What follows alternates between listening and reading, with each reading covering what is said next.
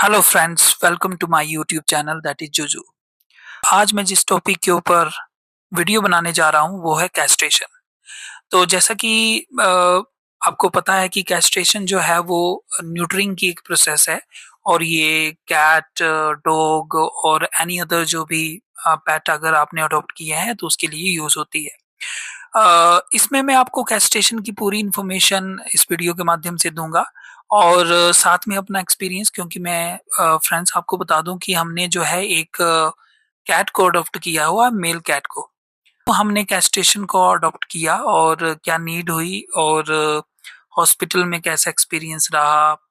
Pre surgery क्या रहा, post surgery कैसे रहा और इस तरह से जो है वो हमारा जो कैट है वो इस चीज़ से रिकवर हुआ, तो ये मैं आपको इस वीडियो में बताऊंगा। पर्पस इस वीडियो का क्या है कि आप लोगों को जो मेरे यूट्यूब फ्रेंड्स हैं उनको मैं ये बताऊं कि कैस्ट्रेशन में हमें क्या प्रिकॉशन लेनी चाहिए, कब इसको करना चाहिए और किस तरह से जो है वो हम इसको करें कि हम जो है वो कम से कम हर्डल में इसमें जो है वो फंसे और हमारा जो पेट है वो भी कम से कम जो है पेन और कम से कम जो है वो उसको जो है वो डिफिकल्टी का जो सामना है वो कम से कम करे। तो आइए देखते हैं कैस्ट्रेशन के बारे में। डियर फ्रेंड, जैसे कि आप स्क्रीन में देख रहे हैं, कैस्ट्रेशन एक जो है वो न्यूट्रिंग की एक प्रोसेस है और ये सर्जिकल प्रोसीजर है। इसमें क्या होता है कि मेल कैट का अगर जब हम कैस्ट्रेशन करते हैं, इसमें मैंने मेल कैट का ही बताया है, तो मेल कैट का जब हम कैस्ट्रेशन करते हैं तो उसमें जो है वो टेस्टिकल्स को जो है वो इसमें रिमूव कर देते हैं मेल कैट का। और ये प्रोसीजर मैं आपको बता दूं, ये एक सेफ प्रोसीजर है। काफ़ी हद तक वो सेफ प्रोसीजर है और इससे जो बेनिफिट जो रहता है हमारे मेल कैट को कि अनवांटेड प्रेगनेंसी जो हो जाती है, अगर आपने एक मेल जो है वो कैट अडॉप्ट किया है और एक फीमेल अगर आपने अडॉप्ट की है, तो उसमें फिर जो है वो ब्रीडिंग होती है और फिर बच्चे होते हैं और उनको फिर क्वालिटी ऑफ लाइफ जो है वो नहीं मिल पाती है। तो इसलिए जो है इसका सबसे बड़ा जो बेनिफिट होता है वो अनवांटेड प्रेगनेंसी अवॉइड करती है। दूसरा जो सबसे बड़ा इसमें जो बेनिफिट मेल कैट को मिलता है, वो ये मिलता है कि मेल कैट में क्या होता है कि जो टेस्टिस होते हैं उसका जो है वो कैंसर जो है वो लेटर लाइफ में जो है वो मेल कैट को जो है वो डेवलप हो जाता है। तो उस चीज़ से बचने के लिए अगर हम जो है वो टाइम रहते अगर कैस्ट्रेशन कर दें, तो मेल कैट जो है हमारा बेबी जो है वो टेस्टिकुलर कैंसर से भी बचता है। तो अनदर इसका जो बेनिफिट है कि ये टेस्टिकुलर कैंसर से मेल कैट को बचाता है। और अदर जो बेनिफिट इसमें होते हैं तो वो है कि इसमें हेल्थ इश्यूज जो है वो कम देखने को मिलते हैं। अगर जो मेल कैट जो है वो अगर उसकी कैस्ट्रेशन नहीं हुई है तो वो बाहर जाएगा और घरों से जो है वो भाग जाता है और उसके बाद क्या होता है कि वो दूसरी जो वाइल्ड कैट है उसके कांटेक्ट में आता है और वाइल्ड कैट के कांटेक्ट में आने से क्या होता है, जो जितने भी इन्फेक्शियस जो डिजीज होती है वो उसको कैरी हो जाती है। तो अगर टाइम रहते अगर कैस्ट्रेशन अगर आप कर लेते हो तो जो वेरियस जो इन्फेक्शियस डिजीज है उससे मेल कैट आपका बचता है और इससे जो है वो हेल्थ इश्यूज जो है वो कम इसमें देखे गए हैं। तो कैस्ट्रेशन से जो है वो हेल्थ इश्यूज जो है वो आपको कम देखने को मिलते हैं।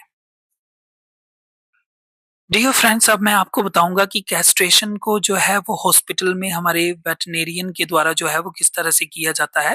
तो फर्स्ट ऑफ ऑल जो है वो वेटनरी के द्वारा जो है वो आपको बताया जाता है कि इसमें सबसे इम्पोर्टेंट जो प्रिकॉशन लेनी होती है कि इसमें जिस दिन सर्जरी कैट की होती है तो उसके पूरे ठीक 1 दिन पहले जो है वो आपने जो है वो कैट को जो है वो कुछ भी नहीं देना होता है। इवन जो है आपको पानी भी नहीं देना होता है, क्योंकि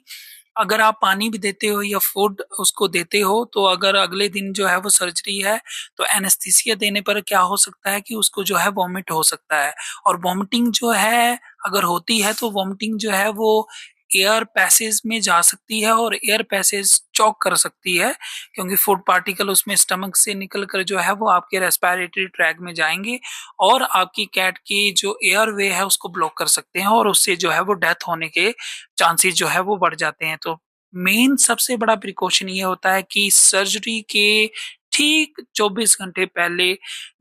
तक जो है वो आपने जो है इवन कुछ भी नहीं देना है, खाना तो दूर, आपको जो है वो पानी तक नहीं देना है। तो बिल्कुल एम्प्टी स्टमक जो है वो फिर आपको कैरी करके जो है अपना मेल कैट जो है वो हॉस्पिटल ले जाना है। हॉस्पिटल में वेटनरी सबसे पहले क्या करते हैं कि कैट को, आपके कैट को जो है वो एनेस्थीसिया जो है वो डिलीवर करते हैं और एनेस्थीसिया इंट्रामस्कुलरली मस्कुलरली यहाँ पे दिया जाता है। एनेस्थीसिया डिलीवर होते ही जो है वो कुछ ही विद इन सेकंड जो है वो आपकी कैट को सिडेशन होने लगती है। सिडेशन से मेरा मतलब ये है कि बेहोशी उसको आने लगती है और जब वो कंप्लीट बेहोश हो जाता है, सिडेशन उसको आ जाती है, तो क्या है कि वेटनरी के द्वारा जो है आईवी लाइन मेंटेन की जाती है और उसको जो है वो कुछ आईवी फ्लूइड जो है वो आईवी लाइन के थ्रू जो है वो दिए जाते हैं। अब क्या होता है कि जब वो पूरी सिडेशन हो जाती है और आईवी लाइन मेंटेन हो जाती है तो वेटरनेरियन जो होता है वो क्या करते हैं, वेटरनरी डॉक्टर जो होते हैं वो क्या करते हैं कि जो स्क्रोटम होता है, जो साइट होती है, उसमें क्या करते हैं कि जो हेयर होते हैं उसको जो है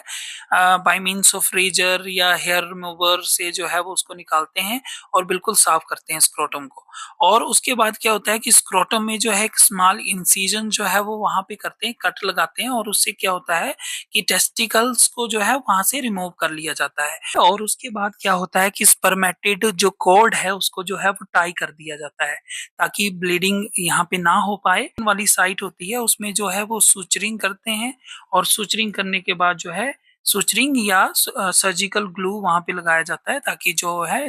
वहां पे जो आपका जो इंसिजन है वो बिल्कुल क्लोज हो जाए। और इसके बाद जो है वो कुछ मेडिकेशंस यहाँ पे दिए जाते हैं आईवी ही, ताकि जो है वो डिस्कम्फर्ट ना हो, जैसे पेन किलर है, आपको एंटीबायोटिक चलते हैं या जो है वो आईवी फ्लूइड जो है यहाँ पे किया जाता है। तो इसके बाद जो है वो कैट जो है वो कैस्ट्रेशन कंप्लीट हो जाती है और इसमें क्या होता है कि जैसे ही एनेस्थीसिया दिया जाता है तो बॉडी जो है वो ठंडी पड़ने लगती है और एक्सेसिव कोल्ड ना हो जाए, जिसको हाइपोथर्मिया यहाँ पे बोलते हैं। तो उससे बचने के लिए जो है वो कैबिन्स में उसको डाला जाता है। कैबिन जो है उसमें टेम्परेचर मेंटेन होता है ताकि जो है वो बॉडी जो है वो कैट की ठंडी ना पड़ जाए और हाइपोथर्मिया उसमें ना हो जाए। अगर हाइपोथर्मिया हो जाता है तो ये जो है वो जानलेवा होता है। डियर फ्रेंड्स, अब बात कर लेते हैं कैस्ट्रेशन की बेनिफिट की। तो कैस्ट्रेशन के क्या बेनिफिट मेल कैट में होते हैं, तो ये मैं आपको बताना चाहूँगा। सबसे पहले जो होता है वो टेस्टिकुलर कैंसर, जो मैंने पहले भी बताया आपको, उससे जो है वो आपकी मेल कैट जो है वो बच जाता है। Reduce the risk of prostatic disease. जैसा कि आपको पता है कि प्रोस्टेट ग्लैंड जो है वो मेल कैट में होती है, तो उसके इन्फेक्शन या उसकी डिजीज से भी जो है वो मेल कैट जो है वो बच जाता है अगर आप कैस्ट्रेशन करवा लेते हो। और थर्ड जो इसका बेनिफिट होता है कि जो एक डिजीज कैट में होती है जिसका नाम है फेलाइन इम्यूनोडेफिशिएंसी वायरस, FIV जिसको बोलते हैं, और ये बहुत ही डेडली जो है वो डिजीज होती है। इसमें क्या होता है कि आपका जो कैट है वो बाहर जाता है और बाहर की जो कैट है उसमें ये वायरस होता है, और अगर ये वायरस आपके कैट में भी आता है बाय मीन्स ऑफ सलाइवा और एनी अदर मेथड से, अगर आपके कैट में आ जाता है तो ये डेडली होता है, और एक बार अगर ये वायरस हो जाता है तो फिर इसको जो है वो बच पाना जो है वो मुश्किल होता है। तो इस इन्फेक्शन से भी मेल कैट जो है वो आपका बचा रहेगा, क्योंकि वो बाहर जो है वो कम जाएगा कैस्ट्रेशन के बाद। थर्ड जो है वो सबसे जो इम्पोर्टेंट बेनिफिट जो है वो कैस्ट्रेशन का क्या होता है कि जैसे ही प्यूबर्टी जो है वो मेल कैट को आती है तो वो माउनिंग करने लगता है, स्प्रे करने लगता है, जो कि कैट ओनर के लिए जो है वो बहुत डिफिकल्ट होता है उसको संभालना। स्क्रैच करने लगेगा, एग्रेशन दिखाने लगेगा। तो जब अगर आप टाइमली जो है वो कैस्ट्रेशन करवा लेंगे तो आप जो है वो एग्रेशन से भी जो है वो जो मेल कैट दिखाता है प्यूबर्टी पे, उससे आप जो है वो बचे रहेंगे। फोर्थ वन ये है कि जब मेल कैट जो है वो हीट पे आ जाता है या प्यूबर्टी जिसको बोलते हैं आ जाता है, तो वो बाहर जाएगा और बाहर जाएगा तो अदर मेल कैट के साथ जो है वो फाइट करता है। और इस फाइट में क्या हो सकता है कि स्क्रैच हो सकता है, कई बार जो है वो आँख जो है वो उसमें इंजरीज़ हो जाती है या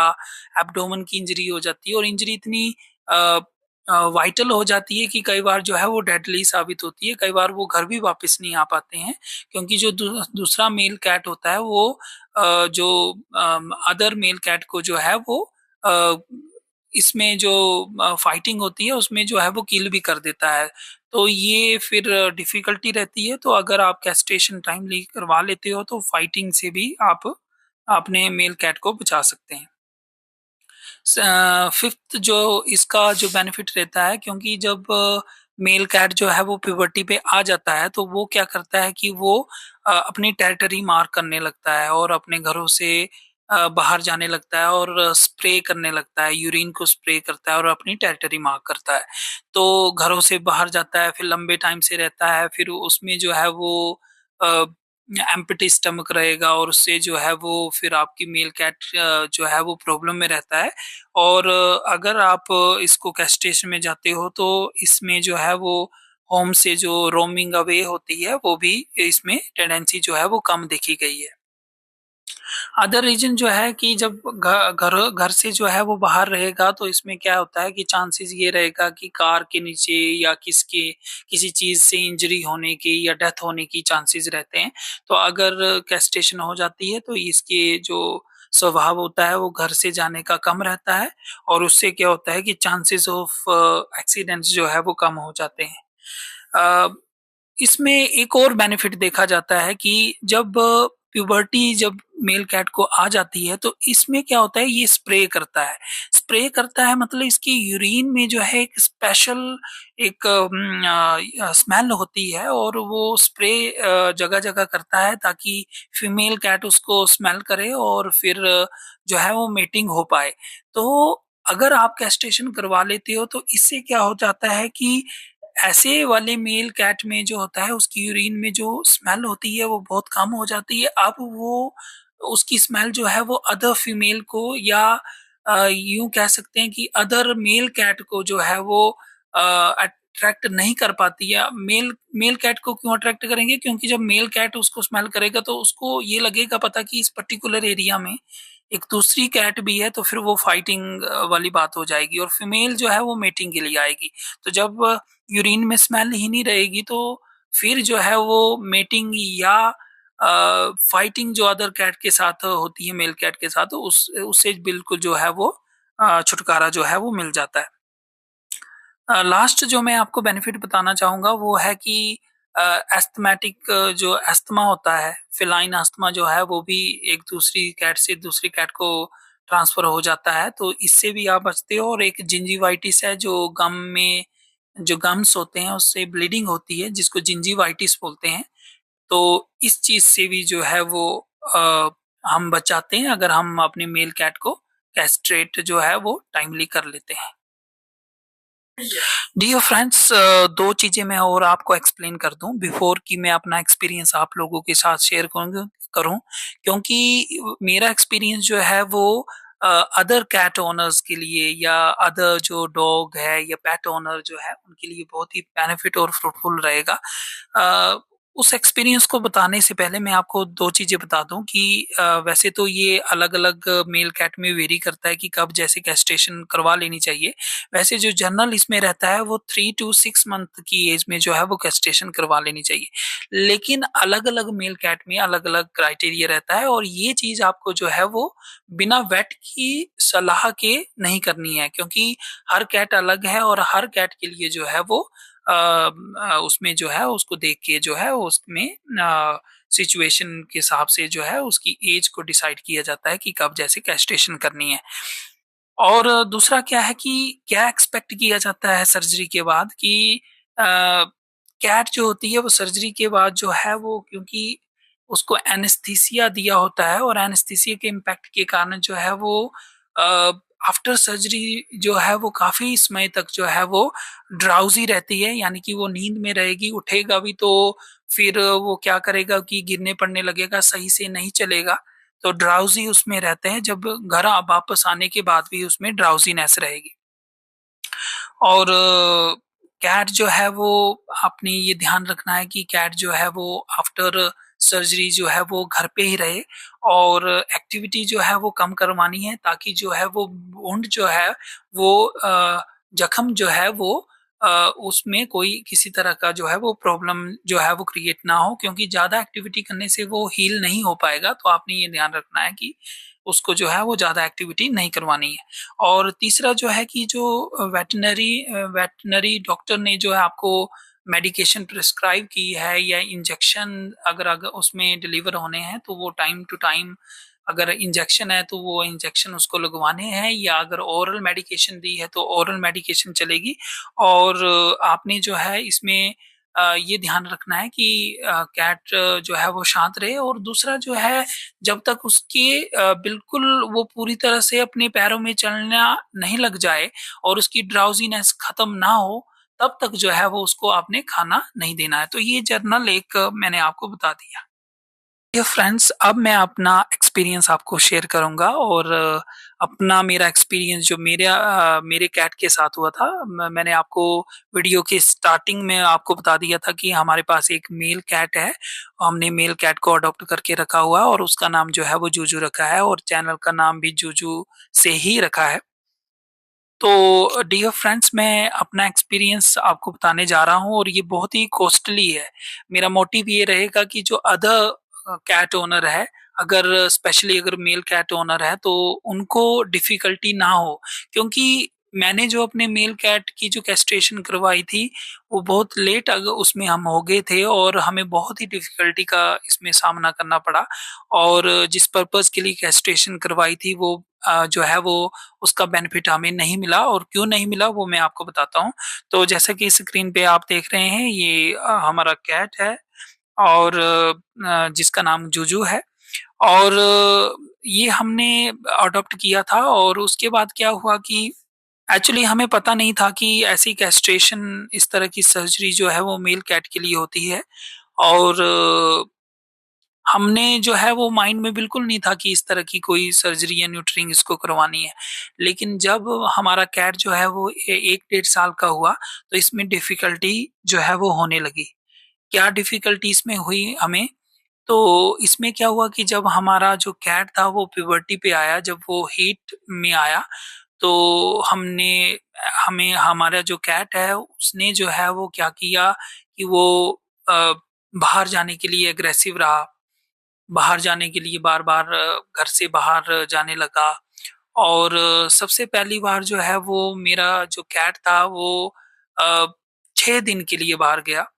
और इस दौरान हमने उसको हर जगह ढूँढा, जहाँ हम ढूँढ सकते थे। अपने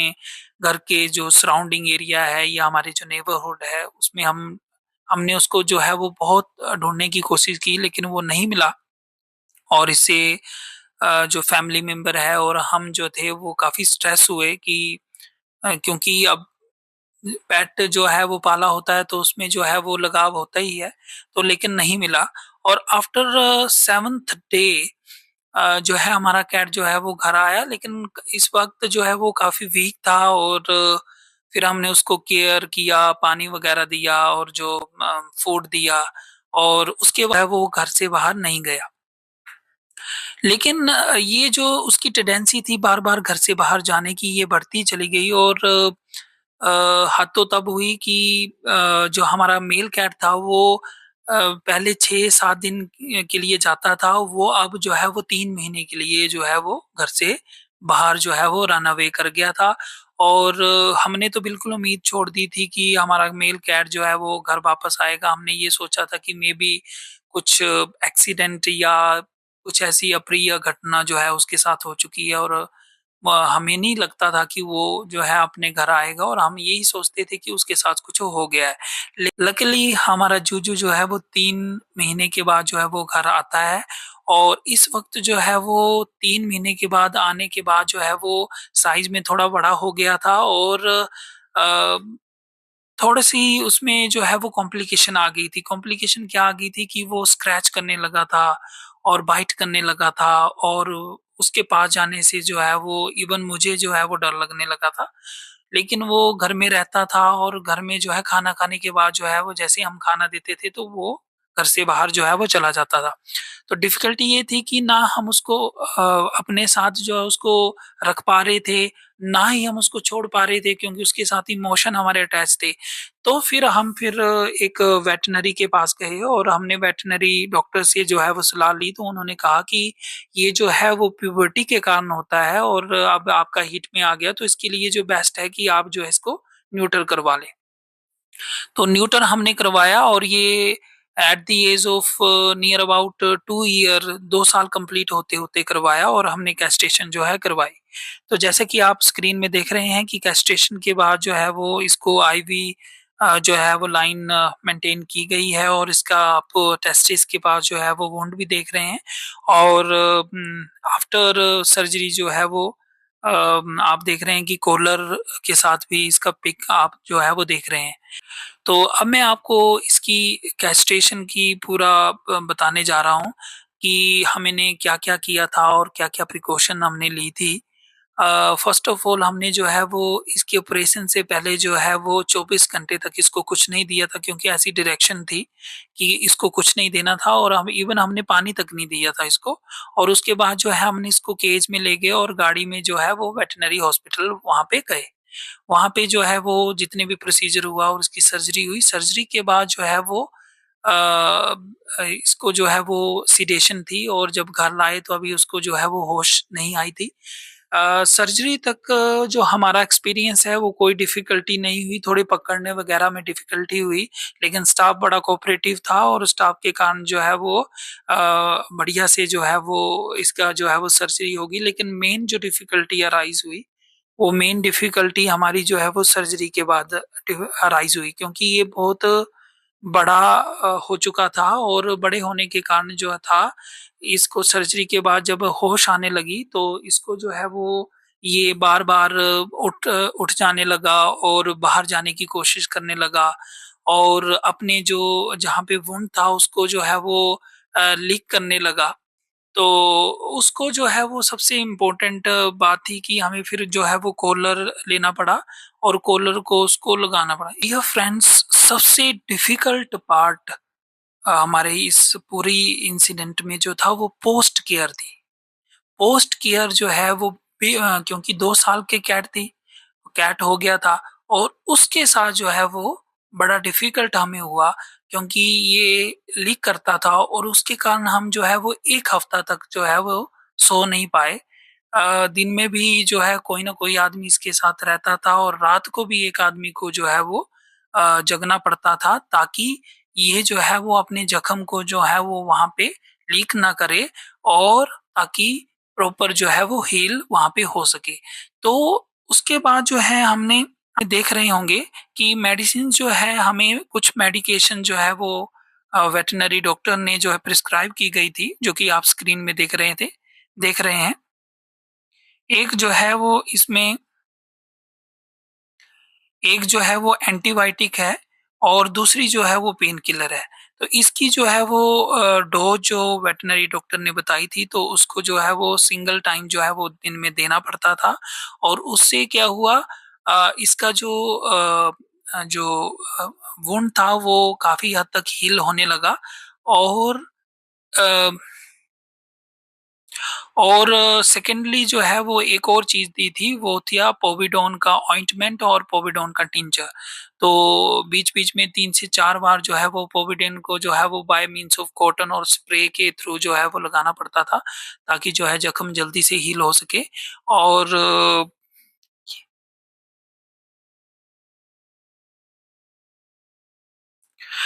मेडिकेशन को हमने जो है वो एज़ पर डॉक्टर की एडवाइस पे 3 दिन तक चलाया और एक बार फिर जब हमने हॉस्पिटल विज़िट किया तो उन्होंने देखा कि अभी जो वुंड है वो अभी थोड़ा-सा हील होने में रह गया है, तो 1 दिन और हमने मेडिकेशन दी और उसके बाद जो है वो हमारा जो मेल कैट है वो जो है वो बिल्कुल परफेक्ट जो है वो ठीक हो गया। लेकिन मुझे मेरा अपना एक्सपीरियंस है कि कुछ दिनों तक इसको उसमें दर्द रही और थोड़ा-सा ट्रॉमा भी इसको हो गया था, हमें छूने नहीं देता था और हल्का-सा स्क्रैच भी करता था। लेकिन with the passage of time और जिस तरह से हमने इसको केयर और प्यार दिया, तो ये बिल्कुल रिकवर कर गया और अब जो है वो नॉर्मल कैट की तरह है। लेकिन सबसे इसमें डिफ़िकल्ट या ये बोल सकते हैं कि ट्रेजिक पार्ट ये रहा कि जिस पर्पज़ के लिए हमने कैस्ट्रेशन करवाई थी, तो वो पर्पज़ जो है वो अचीव नहीं हो पाया। चूँकि ये 2 साल की कैट हो गया था और हम जो है वो कैस्ट्रेशन करवाने के लिए लेट हो चुके थे और ऑलरेडी प्यूबर्टी अचीव कर चुका था, टेस्टोस्टेरोन जो है इसकी ब्लड स्ट्रीम में आ चुका था। तो कैस्ट्रेशन के बाद भी जब फुल्ली रिकवर होने के बाद भी ये बाहर जाने के लिए जो है बहुत माउनिंग करता था और बाहर जाता था। तो ग्रेजुअली ये बाहर जाता था और उसी तरह से जैसे पहले ऑपरेशन से पहले जाता था उसी तरह से जाता था। और इस बार क्या हुआ कि जब ये बाहर गया तो मैक्सिमम जो है वो 2 दिन तक बाहर रहता था और उसके बाद जो है वो घर को आ जाता था। तो जिस तरह से फिर हमने वेटरनरी से बात की कि इसकी जो है वो कैस्ट्रेशन के बाद भी जो है वो आदतें जो है वो चेंज नहीं हुई, तो वेटरनरी ने बताया कि आप लेट हो चुके हैं और आपके वाले में जो है वो आपके वाले मेल कैट में जो है वो टेस्टोस्टेरोन ब्लड स्ट्रीम में है और इसको कंप्लीटली एलिमिनेट होने के लिए जो है वो टाइम लगेगा, कम से कम पूरी तरह साइन एंड सिम्टम जाने के लिए 6 मंथ लगेगा। तो फिर हमने जो है वो पेशेंस रखा और केयर करते रहे और धीरे-धीरे फिर मैंने भी इसमें पाया कि ये फिर 1 दिन के लिए जाने लगा, फिर उसके बाद जो है वो थोड़े से टाइम में फिर थोड़े से टाइम के लिए बाहर जाने लगा और आज की डेट में जो है वो नियर अबाउट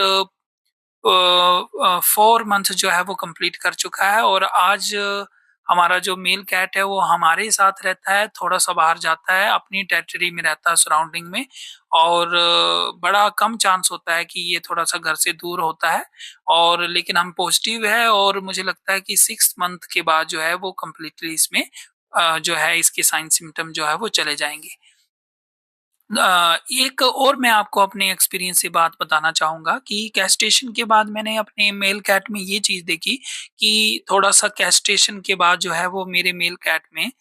भूख जो है वो ज़्यादा लगने लगी है और बार-बार खाना माँगता है और बार-बार खाना देने से जो है वो वेट गेन जो है वो कैस्ट्रेशन के बाद होता है। तो आपने ये प्रिकॉशन रखनी है कि बार-बार खाना माँगने पर भी आपने जो है वो नहीं देना है और बिल्कुल कंट्रोल वे से देना है ताकि ओबेसिटी ना हो जाए, क्योंकि अगर ओबेसिटी होती है तो फिर अदर हेल्थ इश्यूज इसमें जो है वो डेवलप हो सकते हैं। और एक लास्ट में जो आपको हमारे जो अदर पेट ऑनर्स जो कैट मेल कैट ऑनर है उनको मैं एडवाइस करना चाहूंगा कि अगर आप मेल कैट इसको अडॉप्ट कर रहे हैं मेल कैट को, तो आप जो है वो कैस्ट्रेशन वेटरनरी डॉक्टर की सलाह से जितनी जल्दी जितना 4 से 6 महीने में अगर आप करवा लेते हो as per your veterinary advice, जितनी जल्दी अगर आप कर लेंगे तो आपका पोस्ट केयर आपको करना आसान होगी और जो आपका जो कैट में जो साइन एंड सिम्पटम डेवलप हो जाते हैं प्यूबर्टी के बाद, तो उनको फिर रिड्यूस होने में टाइम लगता है। तो अगर आप बिल्कुल टाइमली कर लेंगे तो उसमें जो है वो प्यूबर्टी आ नहीं पाएगी और फिर आपका कैट जो है वो बिल्कुल इंडोर कैट रहेगा और उसमें जो है ये तमाम बेनिफिट देखने को मिलते हैं। तो मेरी यही एडवाइस रहेगी कि जो मेरा इंसिडेंट है जिसमें हमने ये गलती की थी, तो उसमें टाइम लगा था साइन जाने के लिए, तो आप ना करें और 4 से 6 महीने में या अपने वेटरनरी की सलाह लेकर जो है वो आप उसको कैस्ट्रेशन करवाएँ और एक अच्छे जो है वो कैट ओनर जो है वो बने।